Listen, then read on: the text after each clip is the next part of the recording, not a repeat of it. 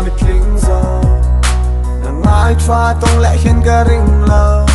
ka ta na DUHTHU sa MIZO nang ching zo piang lẽ hiên ga ring lo on suy đang che i pia na môi mang nghe i chung a leng chun la mu van lai oi ting zo i mang du nang kan thrat lai ki ka tan suan si ala lui yang i moi chua ka va de je ka mu khana sak ro ka luang liam na pian hoi her la kim tlang to le khana chuang thiam si ala lu ka thin lung chung ro lo khat tu zan tin sing ti ka ta na hlim nam min than tu nang lo du dang kan ne lo ro sum le pai ai ka ngai a che jin ka lung a dun ka tan ka chan vo kan ru na loi tan ka thlang eng dang le nang tu dang ma kan ngai lo rin nom na ka ta na tim ka mangai tu ka tha lo khát kan ni tung ka lung a kim hun zan tim nuai a po mi en jing ka swing lun pa so ma min tim se ka lim tu en tik lai van ka ma ring a zing chung ka tan ka king ai ding hun ka ta na DUHTHU sa MIZO nang ai twa tong lẽ hiên ga ring lo ka ta na DUHTHU sa MIZO nang ching zo piang lẽ hiên ga ring lo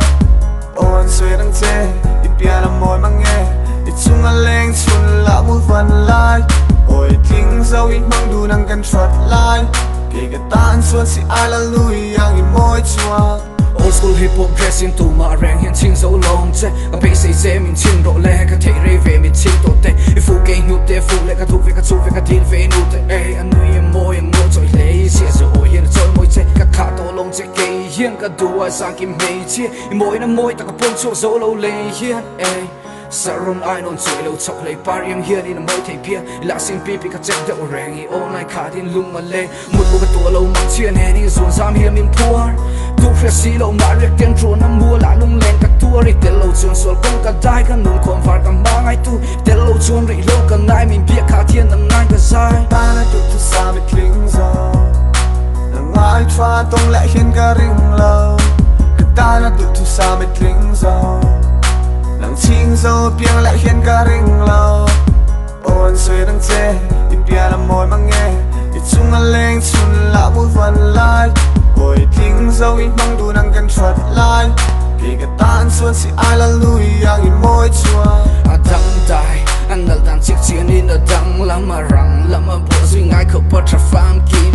chat le moi na mi hit tu ber min la lo la pia tu der chu chung ring lun nem bek tlang lun nem zai dam it khung zo ngai hey girl i chat le moi na tan min hit baby girl zan leng kum thian an ti